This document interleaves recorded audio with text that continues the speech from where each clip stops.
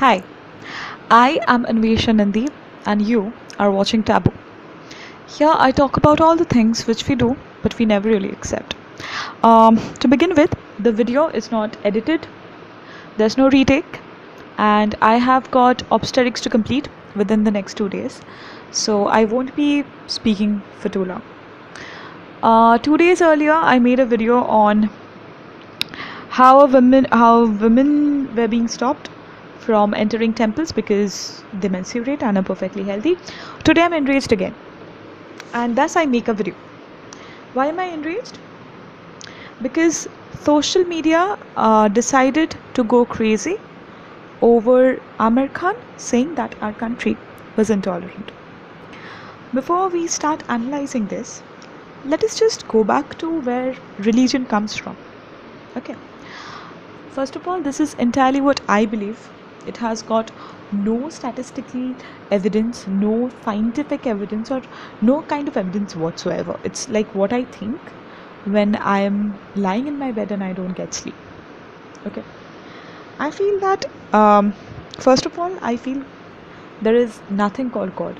We create God because science cannot always help you feel happy. We create God to console ourselves. The day before your maths exam or the day before your results, you know that you're exactly about to get 49. But you know that because each and every sum that you have done, you have calculated how much you'll get in that. And your calculations show you that you would get 49. But you still pray and tell Bhagwan mujhe pass kara dena. So you need God for hope. Science gives you facts, God gives you hope. So let us assume God was there, okay, and Shah Rukh Khan is nothing without his fans, right? So God would not have been anything without creating somebody and who would tell him, "Are bhai, tu mahan hai." So for that reason, God created organisms. God created life. God created us, so that we could worship Him, so that He could feel that He had followers, like. You feel happy when you have a lot of followers on Facebook. Like I would feel happy if I had a lot of subscriptions to this channel. Exactly like that. So God decided to create life. Who would worship Him? And hence we were created. Now, when we were created, the problem was that we had the capability to think. That was the problem and the gift at the same time. That was the curse and the gift at the same time, rather.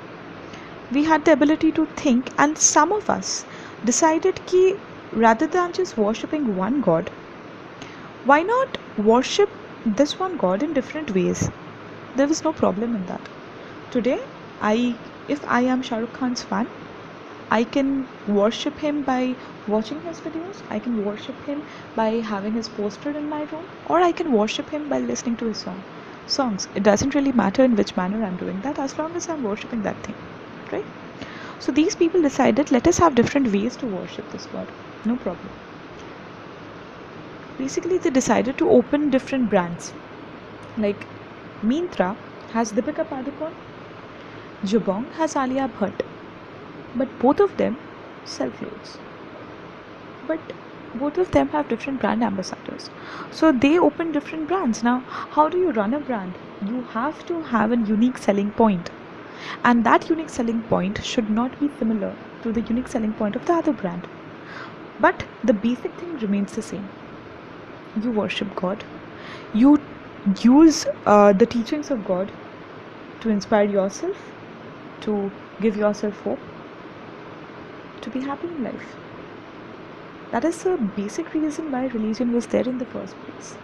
But they needed, the people who created the problems, they needed unique selling points which would demarcate one religion from the other.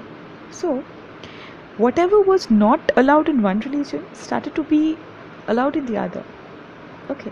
Whatever was found offensive in one religion was found to be acceptable in the other. That is how religions began. Still no problem. You can be as diverse as me. That's not a problem. And one more thing which I feel caused different religions to occur is, I feel religions occurred out of culture. And culture arises from geography, and geography is nothing but science. It's like, why is Islam more common in Middle East? It's because deserts, you don't find too many vegetations, you find camels, so you kill them and have them. So it's okay to have camels in Islam. It's there in their law. Um, Here in India, we have a lot of haryali, so it's okay to be a vegetarian, and killing a cow is condemned because we see that the cow is giving us cow dung, which we can use. The cow is giving us milk, which we can use, and basically you cannot teach morons not to kill an useful thing, right? So what do? The best way, the best way to tell somebody not to do anything is either to worship that thing or to be scared of that thing. Since the cow is too cute to be scared of, we started telling people to worship that thing. Okay, and maybe somebody does not fold their hands while they worship, or maybe somebody wears orange, maybe somebody wears green, but all of them are united by one simple fact: they're humans, obviously. They're bounded by humanity first. Secondly, whatever is going on in India, if we consider it, we are bounded by being Indians first. And then comes our religion. Like, if you put the country, if you put India as your first priority, then believe me, it will not matter who is a Muslim and who is a Hindu and whatsoever. You would be just concerned about the country, that's it. Like, it's more like, as I told you, if you decide to worship Shah Rukh Khan, if you decide to be his fan, it does not matter in which way you're being the fan. All it matters is that you are. Coming back to Amir Khan and the kind of response we have given him.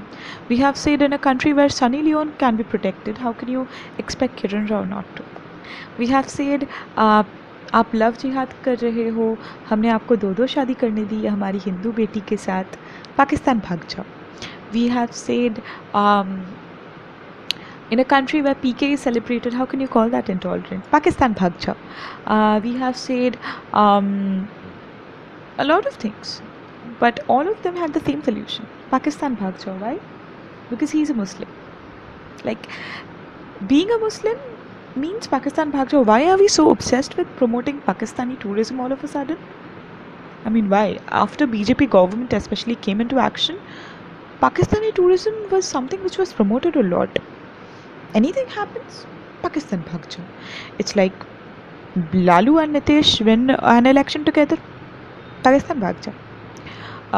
Two people do not give vote to BJP, arey Pakistani hai, Pakistan bhag jao. Amir Khan feels unsafe in the country, Pakistan bhag jao. Like, today one person can be like, सांस ले रहा है, Pakistan भाग जा. So it would be like that. I mean, how can running away to Pakistan be a solution? How can you being the prime minister, or how can a party constantly dig its own grave by asking the people of its own nation to run away to the neighboring country, which you supposedly consider as your enemy? I mean, the people who you ask to go to Pakistan are Indians first and Muslims secondly, right? So how can you ask the people of your own country to leave the country and go to some other country? How? It's like sending your followers to another followers because those followers who follow you do not actually follow you. I mean, why would you do that? And few days back, one person was killed for rumored to have beef. And at that time, I remember my whole Facebook page was filled with people claiming that India has become so intolerant. I am a Hindu, and I have beef. आओ मुझे मारो. मुझे कोई क्यों नहीं मारता? इसको कैसे मार दिया? बहुत बुरा हो गया. So at that time, people agreed India and its rising intolerance. And today, when one guy goes ahead and says the same thing, you people are like, where? You're suddenly deleting the apps. Like, you don't have awards, obviously. So you return back the app. Just let Snapdeal tell कि you're gonna get Nutella at ₹1 or Veromoda shirts at ₹2, or there is a Big Billion Day sale at Snapdeal. And all those people, I repeat, all those people who have deleted the apps would be the first ones to download them again, and it won't matter who the brand ambassador is. Like, do you think we would have reacted in this manner about the corruptions? Like, for so many years, UPA government was literally ruling the roost. Okay, it was like we were being forced to watch Himmatwala and clap at the same time, or forced to say that Rohit Shetty films are logical. UPA government had ruled us like that, and what did we do? We actually clapped. For so many years, there has been corruptions. For so many days, for every moment, there is a corruption which is happening. Have we ever reacted to that like this? Where was our enragement then? I understand the accusation of one cannot be solved with the accusation of another.